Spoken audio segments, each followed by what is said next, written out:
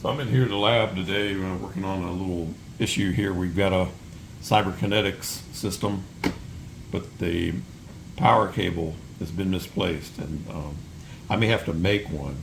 I hope not to do that, but hopefully we can find it. I don't know where it would have gone in the lab, but anyway, I was impressed with the design of the Cyberkinetics. This is the front end amplifier, and I really like the mechanical features of it. It's loaded with recessed threaded locations where you can mount this thing pretty much in any orientation. They're all along the front, all along the back, and even on the very back there's some very solid pads that you could mount this to.